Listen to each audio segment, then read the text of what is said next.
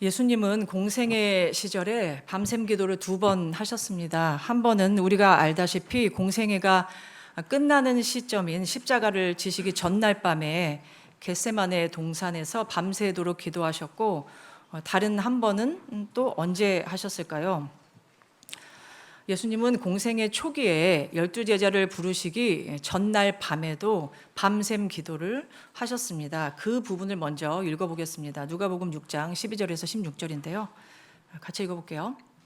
시작. 이때에 예수께서 기도하시러 산으로 가사 밤이 새도록 하나님께 기도하시고 밝음에 그 제자들을 부르사 그 중에서 12를 택하여 사도라 칭하셨으니 곧 베드로라고도 이름을 주신 시몬과 그의 동생 안드레와 야고보와 요한과 빌립과 바돌로메와 마테와 도마와 알페오의 아들 야고보와 셀롯이라는 시몬과 야고보의 아들 유다와 예수를 파는 자들 가룟 유다라.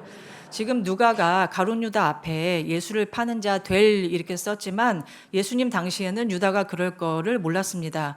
제자들도 마찬가지로 유다가 그럴 줄을 몰랐어요. 그러면 예수님도 모르셨느냐?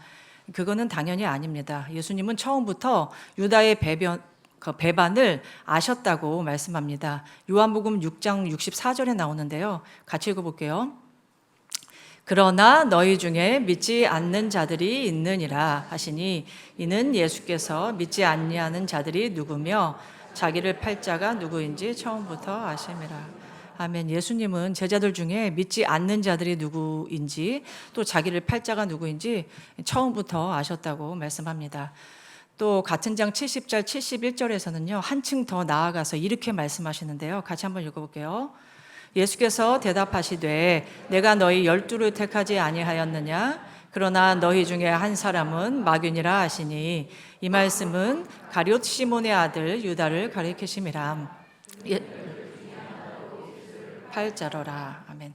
예수님은 가룟 유다가 당신을 배반하고 팔 거라는 것을 처음부터 아셨습니다. 그럼에도 불구하고 밤샘 기도에서 내가 너희 12를 택했다 이렇게 말씀합니다. 그러면 예수님은 그날 밤에 밤새도록 무슨 기도를 하셨을까요?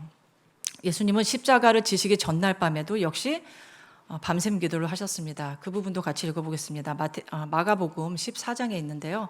마가복음 14장 읽어볼게요. 그들이 겟세마네라 하는 곳에 이름에 예수께서 제자들에게 이르시되 내가 기도할 동안에 너희는 여기에 앉아 있으라 하시고 베드로와 야고보와 요한을 데리고 가실새 심히 놀라시며 슬퍼하사 말씀하시되 내 마음이 심히 고민하여 죽게 되었으니 너희는 여기 머물러 깨어 있으라 하시고 조금 나아가사 땅에 엎드려 될 수 있는 대로 이때가 자기에게서 지나가기를 구하여 이르시되 아빠 아버지여 아버지께는 모든 것이 가능하오니 이 잔을 내게서 옮기시옵소서. 그러나 나의 원대로 마시옵고 아버지의 원대로 하옵소서 하시고. 아멘. 예수님도 육신을 가진 사람으로서 살고 싶은 본능이 있으셨을 겁니다. 그런데 그거를 내려놓으십니다. 모든 것이 가능한 아버지, 이 잔을 옮겨주십시오. 그런데 나의 원대로 하지 마시고 아버지 원대로 하십시오. 예수님도 분명히 당신의 원이 있었다고 말씀하고 있습니다. 그런데 밤새도록 기도하시는 중에 아버지의 뜻을 이제 받아들이신 것이죠. 앞에서 장차 당신을 팔고 배반할 가룟 유다를 제자로 택하신 것도 기도 속에서 아버지의 뜻이라는 것을 알고 이제 받아들이셨던 것입니다. 그럼 우리는 여기에서 뭐를 알 수 있을까요? 예수님의 밤샘 기도에는 그 어떤 특징이 있나요? 자기 부정의 기도라는 특징이 있죠. 그러니까 예수님의 영성은 처음부터 죽으실 그날까지, 공생의 처음부터 죽으실 그날까지 줄곧 자기 부정의 영성을 가지셨었다. 그런 거를 알 수가 있습니다. 그럼 유다는 도대체 왜 그렇게 했느냐? 왜 그런 짓을 했느냐? 누군가는 예수님을 팔아야 되니까, 그래야 얘기가 되니까 어쩔 수 없이 그렇게 했느냐? 자기는 그렇게 하고 싶지 않았는데 하나님의 섭리로 억지로 그렇게 했느냐? 그거는 당연히 아니죠. 오늘 유다 얘기를 조금 해야 될 것 같은데요. 유다는 왜 그랬느냐, 그의 내면에서는 도대체 무슨 일이 있었느냐를 같이 생각해 보면 좋을 것 같습니다. 첫 번째로 유다가 어떤 사람이었는지 배경을 좀 알 필요가 있을 것 같아요. 유다의 이름 앞에 이제 가룟 이렇게 써 있잖아요. 이게 무슨 뜻이냐? 이거 이제 학자들의 의견이 분분한데 두 가지 설이 있습니다. 하나는 지역 이름이라는 설이 있습니다. 가룟이 지금은 없어졌는데 옛날에는 있었던 동네다. 마치 지금 마산이 없잖아요. 근데 옛날에 마산이 있었잖아요. 그런 것처럼 지금은 유대 땅에 가룟이라는 동네가 없어요. 근데 이제 추정을 하는 것이죠. 옛날에는 그런 동네가 있었을 것이다. 라는 그 출신 지역 이름이라는 설이 있고, 두 번째는 가룟이 영어 성경 갖고 계신 분은 옆을 한번 보세요. 영어 성경에 이스카리오 주다스 이렇게 써 있어요.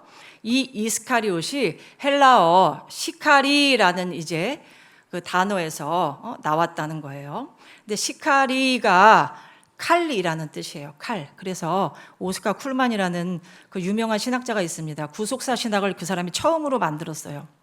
되게 유명한 신학자인데 그 사람이 이거는 유다의 출신 배경을 알려주는 그 별명이다. 그렇게 얘기를 합니다.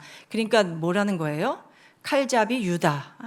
그렇다는 거예요. 그 별명이다. 이제 그렇다는 겁니다. 아시다시피 예수님 당시에 이스라엘이 로마 식민지였습니다.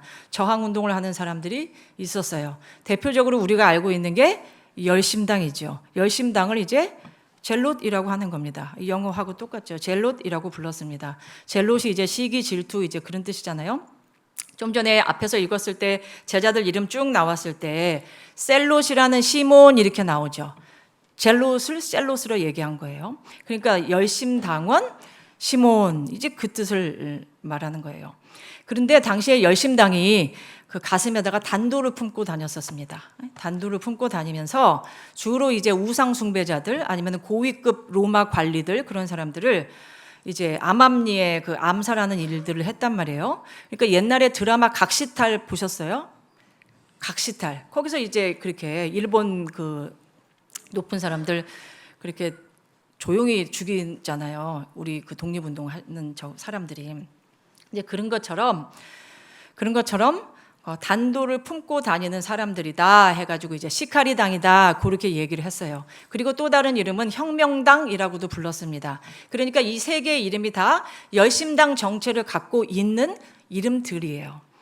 예컨대 이제 몇십 년 뒤에 사도행전에서 바울이 예루살렘에 갔다가 붙잡히는 사건이 나오지요. 거기에 이런 대목이 나옵니다. 사도행전 21장 37절에 나오는데요. 제가 그냥 읽을게요. 바울을 데리고 영내로 들어가려 할 그때에 바울이 천부장에게 이르되 내가 당신에게 말할 수 있느냐? 이르되 네가 헬란 말을 아느냐? 그러면 네가 이전에 소요를 일으켜 자객 4,000명을 거느리고 광야로 갔던 애굽인이 아니냐? 이제 이런 대목이 나와요. 바울이 유대인들한테 잡혀왔어요. 왔는데 유대인인데 헬란 말을 엄청 유창하게 하는 것이에요. 그래서 이제 천부장이 너 여기 왜 잡혀왔니? 네가 혹시 몇 년 전에 자격 4,000명 이끌고 여기서 소요 사태 일으켰던 그 당 보스냐? 너 애굽으로 도망쳤던 그 시카리당 보스냐? 이렇게 나오는 대목이에요. 그걸 물어보는 장면입니다. 그러니까 신약 성경 곳곳에 열심당의 흔적을 볼 수 있는 대목이 몇 군데 있어요. 그 열심당이 처음으로 태동한 배경은 이렇습니다. 헤롯이 어느 날 그 황금 독수리 동상을 예루살렘 성전 정문에다가 거는 일이 생겨요. 거기다 이제 걸었어요. 그때 히스기야라는 샴마이 바리세파 랍비가 이거는 신성 모독이고 우상 숭배다 해서 밧줄을 이제 던져가지고 그 독수리상을 끌어내립니다. 그리고 이제 밀란을 일으키는 것이에요. 열심당이 처음에는 사도행전 21장 20절에 있는 대로 율법의 열성을 가진 자들이었어요. 그래서 성전에다가 이제 당연히 그거 로마를 상징하는 독수리 그거를 하는 거를 당연히 참을 수가 없었죠. 성경에 나오는 바리새인들 있잖아요. 예수님한테 계속 이렇게 시비 거는 사사건건이 그 바리새인들이 다 샴마이 바리세파예요. 그러니까 뭐겠어요? 앞에 있는 건 이름이에요. 샴마이라는 랍비의 제자들인 것이에요. 그러니까 철저한 율법 고수자들이었고 종교적인 열심이 특별했습니다. 그러니까 이방인을 짐승같이 취급했고 그랬어요. 그러니까 이방인이 짐승 같은 이방인이 황금 독수리를 거룩한 성전에다 걸다니. 그래가지고 이제 격분해가지고 반란을 일으킨 거예요.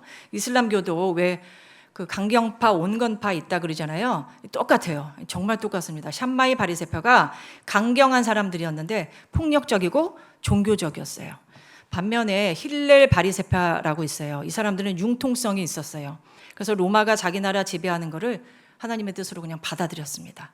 받아들이고 대중들한테 인기가 있었던 바리새파였어요. 그래서 이 황금 독수리상을 철거하고 밀란을 일으킨 랍비가 어떻게 됐을까요? 당연히 처형을 당했죠. 그 반란, 나라에 대해 반란한 거는요, 다 십자가 처형이에요. 그래서 기록에 의하면 이 사람도, 이 히스기야라는 이 사람도 십자가 처형을 당했답니다. 그런데 이 고결한 유대교 신앙을 가진 아버지가 죽는 거를 아들이 봤어요. 아들이 봤어요. 성경에 갈릴리 유다라는 사람이 나오는데 그 갈릴리 유다가 이 죽은 랍비 히스기야라는 이 랍비 아들이에요. 그래서 당시에 유다라는 이름이 많잖아요. 그래서 갈릴리 유다 이렇게 쓰는 거고 예수라는 이름도 많았어요. 예수님만 그런 게 아니라. 그래서 꼭 예수님 이름 앞에다가 나사렛 요거를 붙였던 것이에요. 그래서 이 갈릴리 유다가 아버지가 그렇게 죽으니까 예루살렘을 떠나요. 떠나서 갈릴리로 가는 거예요. 그리고 거기서 말하자면 지하 조직을 만든 겁니다.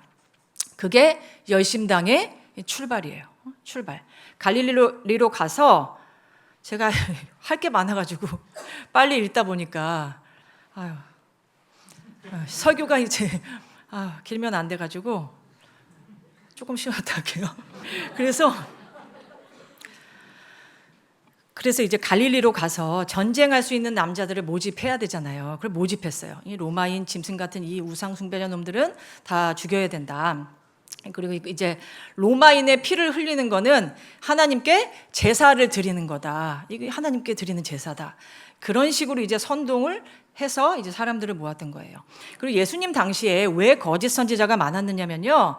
사람들이 그냥 모이면 안 모여요. 어떻게 해야 모여요? 메시아가 나타났다. 그래서 표적과 이적을 보여준다. 그러면 이제 모이는 겁니다. 그러면 뭐예요? 그래서 열심당원들이 달리 거짓말을 한 게 아니라 군중들 모으기 위해서, 한 사람이라도 더 모집하기 위해서 거짓말을 했던 것이에요. 그래놓고 이제 모이면은 이적은 안 보여주고 남자들을 선동해서 전쟁에 데리고 나가는 겁니다. 데리고 나가요. 그러니까 소규모 봉기들을 막 일으켰죠. 그런데 싸움이 돼요, 안 돼요? 안 돼요. 나가는 족족 다 죽었어요. 남자들이 죽었어요. 거기다가 이제 혁명을 하려면은 뭐가 필요할까요? 혁명하려면 뭐 필요해요? 제일 중요한 게 뭐예요? 돈이 필요해요. 혁명하려고 해도 정신 그런 거는 둘째고요. 돈이 필요해요. 돈. 그래가지고 열심당들이 그 강도짓을 서슴지 않았다는 것이에요. 그래서 왜 나중에 예수님 달리신 가운데 십자가가 본래 누구 자리예요? 원래 거기 예수님 자리 아니잖아요. 그 누구 자리예요? 바라바 거예요. 그 십자가는 원래 바라바 자리였는데 풀려났잖아요. 그렇죠. 그래서 그 바라바도 그렇고 양쪽에 둘도 강도라 그러죠. 그러니까 좌우에 달린 강도도 다 그냥 강도가 아니에요. 성경에 뭐라고 나와요? 저는 강도요, 밀란을 일으킨 자다, 이렇게 나온단 말이에요. 그래서 그들이 다 강도짓을 한 열심당 지도자들인 겁니다. 그러니까 사람들 인식에 열심당에 대한 이미지가 안 좋아졌어요. 강도짓도 하고 살인도 하고 그러니까. 그래서 이 갈릴리 유다가 10년 동안 거기서 갈릴리에서 활동하면서 드디어 이제 2만 명의 남자가 모집이 됐어요. D-Day, 그래서 D-Day 어느 날 대규모 이제 혁명을 일으킵니다. 당시 이스라엘 전체 인구가 70만에서 80만 정도 됐대요. 근데 그 중에 갈릴리 여기서만 모은 사람들이 2만 명이니까 굉장히 많은 숫자라고 할 수 있습니다. 그래서 전쟁을 했는데 결과는 참담했습니다. 갈릴리 유다 지도자 이놈은요 도망을 갔어요. 지도자는 도망을 가고 싸우던 사람들은 다 몰사당해요. 시리아 총독이 군인들 데리고 와서 그 봉기를 다 싹 진압을 해요. 그때가 예수님이 10살 때였대요. 유대인 역사가 이런 얘기는 요세푸스가 쓴 유대 전쟁사가 아니면 알 수 있는 길이 없어요. 요 신구약 그 중간기도 그렇고 이런 배경은요. 요세푸스가 물론 매국노 이렇게 변절자이지만 그 사람이 쓴 요 책이 아니면은 알 길이 없어요. 중요한 역할을 한 것 같아요. 그래서 이 유대인 역사가 요세푸스가 자기 사족을 붙이기를 뭐라 그러냐면 그때 예수님이 10살 때였고 혁명이 일어난 동네가 지포리라고 나사렛에서 불과 4km 떨어진 동네였어요. 그렇기 때문에 예수님이 아셨을 거다. 그렇게 얘기를 해요. 그래서 이 혁명의 실패로 안 그래도 이미지가 안 좋았는데 이제 열심당에 대한 인식이 바닥까지 내려간 겁니다. 그래서 왜 빌립이 나다나엘 찾아가서 우리가 율법과 선지자들이 기록한 그 일을 만났어. 우리가 그 사람 만났어. 나사렛 사람 예수라는 사람인데 그가 율법과 선지서에서 말한 그 사람 같아. 이렇게 말했을 때 나다나엘이 뭐라 그래요? 나사렛에서 무슨 선한 게 나오냐 그러잖아요. 그게 나사렛이 작고 변두리 동네라 그런 게 아니라 열심당 근거지여서 그랬던 겁니다. 그렇게 갈릴리 유다가 혁명 실패로 이후로는 이제 열심당이 제대로 된 지도자 한 명 없이 지리멸렬한 은둔 조직으로 전락을 하는 것이에요. 드러내놓고 활동 못하고 은둔해서 테러리스트들로 남게 되는 것이죠. 그때 이제 예수님이 혜성처럼 등장을 하신 겁니다.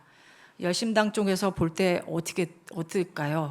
어떨까요? 열심당 쪽에서 볼 때 주목하지 않을 수가 없죠. 그때 예수님이 등장하셨는데 웬 젊은 지도자 한 분이 등장하셨는데 이분이 심상치가 않았어요. 이적을 행하시는데 보통 이적이 아니었어요. 그런데 무엇보다 이 열심당 사람들을 매료시킨 거는 대중동원력이었어요. 대중동원력. 가는 곳마다 사람들이 엄청 몰리니까 특별히 오병이어 기적할 때에는 다 놀란 거예요. 일반 백성들도 물론 그렇지만 열심당 쪽에서 볼 때 어떻게 생각했겠어요? 예수님을. 이분이다. 그렇게 생각을 했겠죠.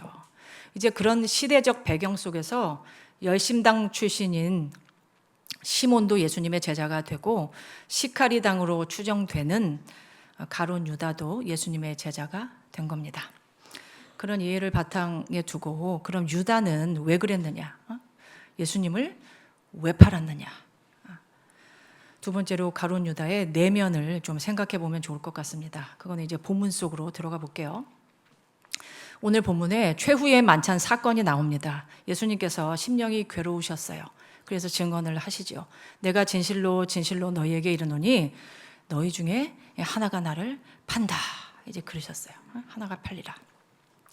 제자들이 누구 얘기하시는 건지 서로를 이제 의심의 눈초리로 보죠. 성격이 급한 베드로가 요한이한테 머릿짓으로 물어봅니다. 누구 얘기하는 건지 물어봐. 머릿짓으로 그래요. 그러니까 요한이가 진짜로 또 물어요. 주여 그가 누굽니까? 이렇게 물어요. 그런데 예수님도 뭘 그런 걸 묻느냐고 안 하시고 시원하게 대답을 해주세요. 내가 떡 한 조각을 적셔다 주는 자가 그니라. 이제 그래요. 그리고는 곧바로 떡 한 조각을 적셔서 가룟 유다에게 주십니다. 그리고 이제 27절에서 30절까지는 이렇게 나와요. 그 부분은 같이 읽어보면 좋을 것 같아요. 27절부터 30절까지 같이 읽어볼게요. 27, 28, 29, 30 요 4개 한번 읽어볼게요. 성경을 보고 읽어볼게요. 27절부터요. 조각을 받은 후 곧 사탄이 그 속에 들어간지라. 이에 예수께서 유다에게 이르시되 네가 하는 일을 속히 하라 하시니 이 말씀을 무슨 뜻으로 하셨는지 그 앉은 자 중에 아는 자가 없고 어떤 이들은 유다가 돈꾀를 맡았으므로 명절에 우리가 쓸 물건을 사라 하시는지 혹은 가난한 자들에게 무엇을 주라 하시는 줄로 생각하더라. 유다가 그 조각을 받고 곧 밤이러라. 이 말씀과 병행 본문인 마태복음 26장에서는 이 장면을 우리가 다 알고 있는 말씀이에요. 이렇게 그리고 있습니다. 너희 중 하나가 나를 팔리라 이렇게 말씀하시니까 제자들이 다 몹시 근심하여 뭐라 그래요? 주여 나는 아니지요? 이렇게 한단 말이에요. 나는 아니지요? 이렇게 물어요. 그때 가룟 유다도 똑같이 물어봅니다. 물론 호칭은 다르죠. 자기 혼자 랍비라고 불러요. 3년을 따라다니고도 예수님이 뭐 죽은 사람 살리고 그거 별거 다 봤어도 유다한테는 여전히 예수님이 주여가 안 됐었어요. 랍비여 나는 아니지요 이렇게 물어요. 그러니까 예수님이 뭐라 그러세요? 나는 아니지요 이렇게 할 때 예수님이 뭐라 그러세요? 네가 말하였도다 그러잖아요. 네가 말하였도다 그러세요. 그러니까 이 장면에서 사람들이 이제 예수님의 이 대답을 어떻게 이해하세요? 네가 말하였도다 그게 무슨 뜻이에요? 주님 나는 아니지요. 근데 네가 말하였도다 그랬어요. 그게 뭐래요? 대부분 이렇게 생각해요. 네가 맞췄도다. 정답을 네가 아는구나. 맞췄도다. 그렇게 이해해요. 제가 소년부에서도 이거 설교했었어요. 응? 이거 그 뜻 아니에요. 무슨 뜻이에요? 나는 아니지요. 물었을 때 예수님이 네가 말했도다. 이거는요. 네가 네 입으로 답을 말했어. 응? 너 지금 아니라고 말했지? 그럼 아닌 사람이 되라. 그 뜻이에요. 그러니까 네가 아닌 게 되게 하라는 거예요. 아니라 그랬지? 아닌 게 되게 해. 그 뜻이에요. 네가 범인이다. 그게 아니에요. 자, 제가 오늘 진짜 하고 싶은 설교는 이제부터인데요. 잘 들어보세요. 27절에서 지금 유다가 떡 조각을 받은 후 곧 사탄이 그 속에 들어갔다는 말씀이 나와요. 그럼 여기서 한번 질문해 볼게요. 유다 속에 사탄이 들어갔대요. 이거는 확정적으로 써 있어요. 유다 속에 사탄이가 들어갔대요. 그럼 이때 사탄의 자아가 우위를 점할까요? 유다의 자아가 우위에 있을까요? 쉽게 표현해서 유다의 심령 안에서 사탄의 지분이 더 많을까요? 유다 지분이 더 많을까요? 뭐 같으세요? 지금 절반 정도 얘기하시는 것 같아요. 사탄 얘기하시는 분도 있고 유다 얘기하시는 분들. 답은 결론에서 얘기할게요. 사탄이 처음에는 예수님을 팔아야겠다는 생각만 넣어줬죠. 우리가 다 알죠? 요한복음 13장 2절에 있어요. 그러다 마음에 확정이 돼요. 언제 확정이 될까요? 언제예요? 대제사장들한테 이제 돈 받았어요. 돈 받고 사인했을 때. 왜냐? 그날부터는 방법을 궁리했다고 나와요. 마태복음 26장 집에 가서 읽어보세요. 마태복음 26장 15절 16절에 있어요. 그날부터는 이제 방법을 궁리했어요. 그러다 오늘 최후의 만찬 때 예수님께서 떡을 주셨는데 받은 후 최종적으로 사탄이 그 속에 들어가요. 이것은 우리가 성령 받은 신자지만 우리가 성령 받은 신자들이죠. 그런데 어떤 특별한 시공간 속에서 예를 들어서 어떤 우리가 집회, 수련회 같은 데 가서 특별하게 은혜 체험해요, 안 해요? 특별하게 성령 체험하죠. 성령 받은 신자지만 특별하게 은혜 체험, 성령 체험 한단 말이에요. 똑같아. 유다가 이미 사탄의 영향력 아래 있었지만 이날 예수님께서 지금 성경을 쭉 보시면요. 이날 예수님께서 발 씻어 주신 날이에요. 겁나 눈물 나지 않을까요? 정말 심각한 날이에요. 예수님께서 최후의 만찬 하실 때. 발 씻어 주시고 최후 만찬 하시고 나는 아니지요 이렇게 물었을 때 예수님이 아닌 사람이 되라. 아닌 게 되게 해라. 이렇게 하시고 나랑 지금 떡바구니에 손 같이 넣는 자가 나를 판다고 다 얘기해 주셨어요. 하나도 빠짐없이 다 얘기해 주셨어요. 그런데 소용이 없어요. 확정적으로 사탄이 아예 그 속으로 들어가 버려요. 그리고 나서 곧바로 예수님이 네 할 일 해라 이 말씀을 하시는데 신기한 거는 다른 제자들은 같이 들었어요. 같이 옆에서 들었는데 무슨 뜻인지 아무도 몰랐대요. 뭐 준비하라는 건지 그렇게 알았대요. 그런데 신기한 거는 유다는 알아들어요. 혼자 알아들어요. 실행하러 나가죠. 밤중에. 밤으로의 긴 여정을 떠난 남자가 되죠. 소년부에서 여름 수련회 때 밤에 철로 역정을 해요. 관 만들어가지고 들어가 보는 체험도 하고 애들 누우면 그 위에다가 진짜로 투명한 아크릴판 덮어놓고요. 흙도 몇 가루 뿌려요. 몇 가루 뿌리고 이제 숲길 걸어올 때 애들 무서우라고 온갖 그 BGM을 다 틀어놓습니다. 그 효과음 틀어놔요. 그거를 본 한 부모님이 우려를 표현하기를 애들이 무서워서 귀신이 들어가면 어떡하느냐 이제 그랬어요. 결론부터 얘기하면 애들한테 귀신이 안 들어갑니다. 이유가 뭘까요? 1번, 아이들이 강심장이어서 안 무서워해서. 2번, 관도 가짜고 효과음도 가짜인 거를 애들이 뻔히 알아서. 3번, 혼자 있으면 무서웠을 건데 선생님이랑 친구들이랑 같이 있어서. 답이 뭘까요? 이 중에 답이 있나요? 다 맞아요? 신자든 불신자든 사람은 본능적으로 영적인 거에 관심이 많아요. 본능이에요, 그거는. 그런데 관심이 많은 거에 비해서는 지식이 아예 없어요. 청년들은 더 심해요. 아예 없어요. 아이들에게 귀신이 들어가지 않는 이유는 4번, 하나님이 허락을 안 해서입니다. 여러분은 귀신이 지네 맘대로 들어가고 자기네 맘대로 들어가고 들어갔다 나갔다 그렇게 할 거라고 생각이 되시나요? 성경을 보세요. 제가 시간 관계상 관련 구절을 갖고 오지 않았지만 귀신이 하나님 허락 없이 못 들어가요. 성경에 나오거든요. 귀신이 물론 영이고 인격입니다. 우리보다 실력이 좋은 것도 맞아요. 맞아요. 그런데 제한된 인격이에요. 제한된 인격. 비단 이제 그런 면에서만 제한된 인격이 아니라, 그러니까 제한된 게 아니라 다른 면에서도 제한된 게 많아요. 제한된 게 많아요. 교회 학교에서 수련회를 하려고 하면, 수련회를 한번 하려고 하면 매년 하는 거를 똑같이 하는 것 같이 생각하실 수가 있지만 전혀 아니에요. 전혀. 아예 아니에요. 애들 데리고 수련회 한번 하려면 기도를 많이 해요. 기도 얼마나 많이 하는지 모르시죠? 제가 이전 교회에서 청소년 담당할 때 이번 수련회에서 애들 은혜 못 받으면 그 반 선생님한테 책임을 묻겠다. 제가 그렇게 얘기해요. 그 엘리사가 죽은 소년 아이 살리 말씀 있잖아요. 죽은 소년을 엘리사가 코는 코 뭐 이렇게 된 거 있잖아요. 그 말씀 적용해서 그 반 선생님한테 내 반 애들 이번에 은혜 못 받고 회심 못하면 그 선생님한테 내가 책임을 묻겠다. 이렇게 도전을 하고 부담을 준단 말이에요. 그런데 여기서는 제가 그렇게 안 해요.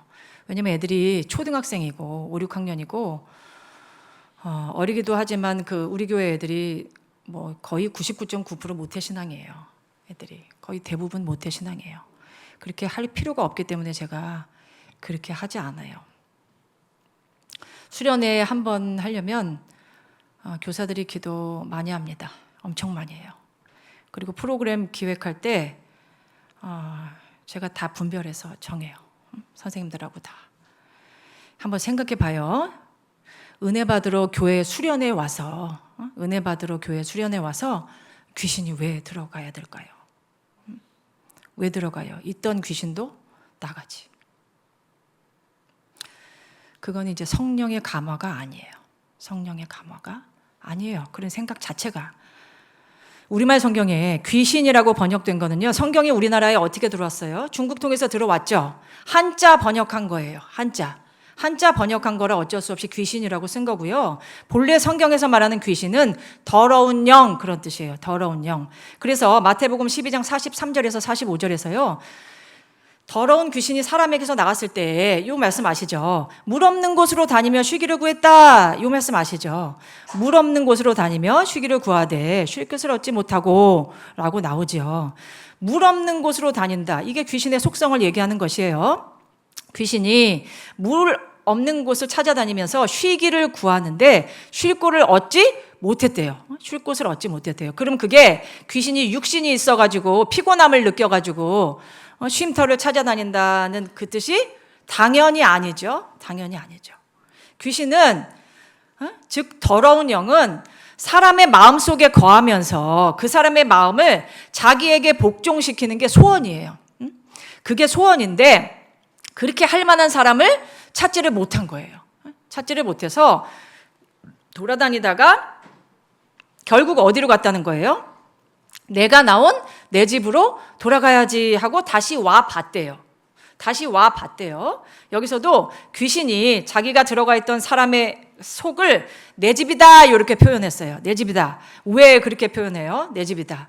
자기가 들어가 있었던 그 사람의 기질, 신앙 상태, 의지력, 기타 등등 그 사람의 특징을 너무 잘 알고 있기 때문에 그게 자기 집이다 이렇게 얘기를 하는 것이에요. 그래서 그 집에 다시 가봤대요. 가봤는데 첫째, 비어있고, 둘째, 청소도 되어 있고, 셋째, 수리도 되어 있었답니다. 여기에 수리됐다라는 헬라어는요, 뭐가 고장나서 고쳤다는 뜻이 아니에요.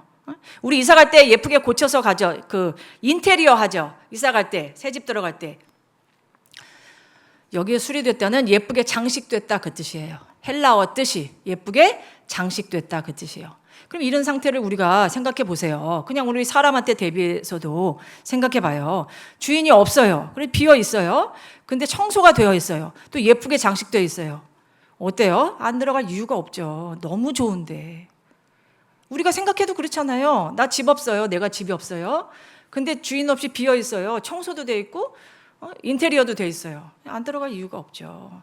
그러니까 그렇게 좋은 환경에 자기만 있기 아깝잖아요. 그러니까 자기보다 더 악한 친구 귀신 7개를 더 데리고 들어와서 같이 거주했대요. 거기서. 그랬더니 그 사람의 나중 형편이 이전 형편보다 더 심하게 됐대요. 우선 이 말씀을 예수님이 유대인들한테 하셨잖아요. 유대인들한테 이 말씀을 하신 이유는요. 너희는 내가 와서 복음 전하고 천국 얘기하고 하나님 나라에 대해서 그렇게 얘기를 해도 받아들이지를 않고 오히려 더 종교적인 위선으로 더 엄격한 율법으로 덕지덕지 치장을 하고 안식일에 사람 고쳤다는 이유로 나를 죽이려고 하는 걸 보니까 그 속에 도무지 하나님은 없는 것으로 보인다. 그러니 너희가 옛날에 구약 때 바벨론 포로 잡혀가서 니네 그때 한번 겪었잖아. 포로 잡혀가서 다 죽고 그랬을 때보다 더 안 좋은 형편이 될 거다. 즉 너희들 성전 다 파괴되고 전쟁으로 죽고 너희 민족은 다 흩어질 거야. 그 얘기하시는 거예요. 그게 역사적인 해석이에요. 그 말씀에 대한. 일반적인 해석은 네 속에 예수님이 없이 비어있고 그 자리에 종교적인 위선, 자기의, 기타 이제 다른 것들로 치장이 되어 있으면 귀신이 내 집 입네 하고 들어간다는 겁니다. 하나님의 허락하에. 주변에 우리가 살다 보면 주변에 일시적으로 귀신이 현저하게 강하게 들어가서 역사하는 사람도 있어요. 그런 경우 말고는 귀신아 나가라 어디로 가라 쫓을 필요도 없어요, 사실. 그런 경우 말고는 귀신 들어가라 나가라 그렇게 쫓을 필요가 없어요. 예수님 피 외친다고 귀신이 안 나가요. 귀신들 그런 거 안 무서워해요. 한국 사람의 영적 뿌리가 샤먼이니까 불교도 샤먼화가 되고 천주교도 샤먼화가 되고 기독교도 샤먼화가 돼요. 도서관 가셔서 비교 종교학 이렇게 치면 관련 서적이 나와요. 그걸 한번 읽어보세요. 한국 사람이 어떤 신관을 갖고 있고 어떤 영적 뿌리를 갖고 있는지. 한국인들. 우리가 신바람 난다는 말 쓰잖아요. 그거 굿판에서 쓰는 용어예요. 신자가 귀신 신자예요. 천주교에서 구마사제들이 성수 뿌리죠. 이 물 이거 성수 뿌리잖아요. 그거 그냥 수돗물이에요. 그런 거 뿌린다고 귀신 안 나가요. 안 나가요. 그 사람 속에 믿음이 들어가고 예수가 들어가면 신앙 들어가고 예수님 들어가면 자동적으로 나가요. 있으래도 못 있어요. 내 속에 예수가 있으면 누구 원망하고 미워하고 시기, 비방, 남 탓하는 거 그런 게 같이 있을 수가 없죠. 내 속에 그런 게 있다면 그건 이미 예수가 그 속에 같이 계시지를 않아요. 같이 계시지를 않는 거예요. 귀신이 얼마든지 들어가요. 가끔 그런 질문하는 사람들이 있습니다. 교회 다니는데도 들어가요? 교회 다니는데도 들어가요? 그걸 물어봐요. 그 말은 성수 뿌리면 귀신 나가나요? 성경책 배고 자면 똑똑해져요? 그 말이랑 똑같은 말이에요. 성경책 그 말이랑 똑같은 말이에요. 구약에서 사울 악신 때문에 맨날 만성 두통이 있었어요. 다윗이 이제 그거 하프 그렇게 해주면 나갔죠. 신약에서는 오늘 보시다시피 가룟 유다. 예수님이 그렇게 사랑해 줬어도 소용이 없어요. 마귀가 그 사람 속에 있는 걸로 일하지 없는 거를 만들어서 주지 않아요. 맞는 거 주의자. 그런 면에서도 제한적인 것이에요. 유다 속에 사탄이 들어갔어도 유다 지분이 훨씬 더 많습니다. 유다의 자아가 여전히 더 우위에 있어요. 증거는 마태복음 27장 3절에서 4절에 있어요. 제가 한번 읽어볼게요. 그때에 예수를 판 유다가 그의 정죄됨을 보고 스스로 뉘우쳐 그 은 30을 대제사장들과 장로들에게 도로 갖다 주며 이르되 내가 무죄한 피를 팔고 죄를 범하였도다 하니 그들이 이르되 그것이 우리에게 무슨 상관이냐 네가 당하라 하거늘. 어떻습니까? 지극히 정상이죠. 속이 멀쩡합니다. 유다가 이제 막상 예수님 잡히신 거 보니까 그제서야 이제 후회가 돼가지고 돈 다시 이제 환불을 해주러 이제 가요. 다시 가요. 돌려주러. 양심의 가책을 느낀 거죠. 그런데 심령에 불붙는 참회가 당연히 아니죠. 심령에 불붙는 참회가 아니라 생각의 각성이 일어난 것이에요. 생각의 각성. 그래서 생각은 육신에 속한 것이에요. 그래서 우리가 생각하고 결정하는 게 아니라 기도하고 결정해라 그런 말을 그래서 하는 겁니다. 생각은 마귀가 얼마든지 들어갔다 나갔다 할 수 있는 영역이에요. 유다는 결국 자폭을 선택해요. 예수님을 그렇게 따라다녔어도 거듭나지 않은 자연인의 상태를 벗어나지 못했던 것이에요. 결론이에요.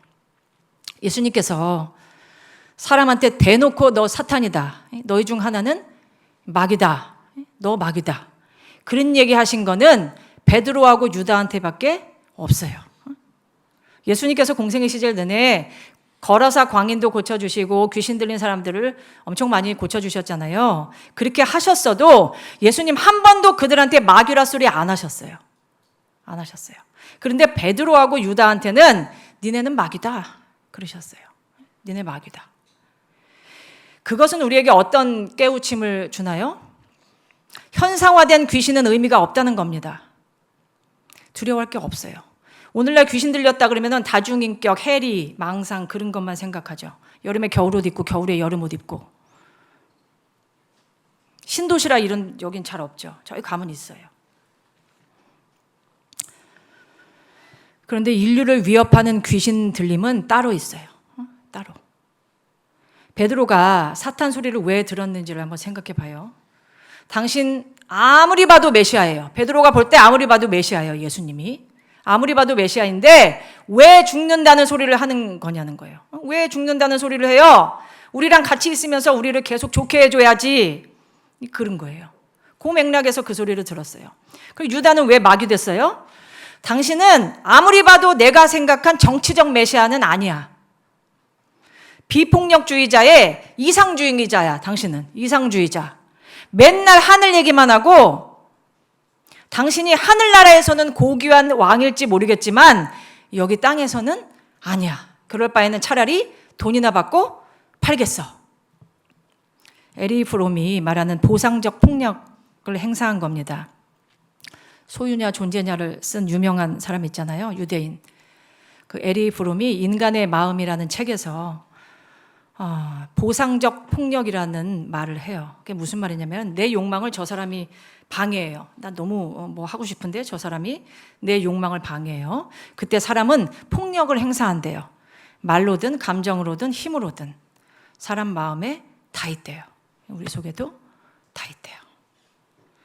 유다 속에 들어간 마귀는 현상으로 나타난 마귀가 아니라 내면화되고 인격화된 마귀예요. 마귀예요. 그것은 유다의 자아가 우상적 자아의 상태가 됐다는 것을 의미합니다. 유다는 예수님과는 정반대로 자기 충족의 영성을 가진 사람이었어요. 자기 성취적 자아 또는 자기 충족적 자아라고 해요. 그게 바로 마귀적 자아예요. 제가 이 자기 부정의 영성과 자기 충족의 영성을 이 두 개를 이제 예수님의 영성과 유다의 영성을 묵상하면서 저를 곰곰이 이제 되짚어 봤어요. 제가 자녀들한테 하는 말이나 남편한테 이렇게 하는 말이나 곰곰이 한번 생각해 봤어요. 근데 제가 자녀들한테 하는 말도 사실은 나 위해서 하는 말이고 남편한테 하는 말도 나 위해서 하는 말이라는 것을 알았어요. 여러분도 한번 잘 생각해 보시면 좋을 것 같아요. 아이들한테 하는 말이 애들 진짜 애들 위해서 하는 건지 나 위해서 하는 건지. 남편한테 하는 그런 얘기도요, 남편 위해서 하는 건지 나 좋으라고 나 위하라고 이렇게 하는 얘기인지 한번 돌아보세요. 우리가 하는 대부분의 생각과 대부분의 말이요 100% 다 내 중심이에요. 설교도 내 생각하고 맞으면 아멘하고 안 맞으면 아멘 안 해요. 그게 우리예요. 오늘 유다의 영성과 예수님의 영성 중에 나는 어느 쪽에 더 가까운지, 만약에 유다 쪽에 더 가깝다면 나는 나를 섬기는 우상 숭배자였구나 라는 각성과 함께, 기독교 신앙을 바르게 이해한 사람은 자기 부정의 영성을 가진다는 사실을 견지하시고, 자기 부정이라는 게 나 부인하는 걸로 끝나는 게 아니라 예수님을 따르는 것이잖아요. 그 사실을 견지하시고 예수님을 향한 깊은 회심과 자기 부정의 영성으로 내 생각을 따라서 사는 게 아니라 예수님을 따라서 사는 저와 여러분이 되시기를 바랍니다.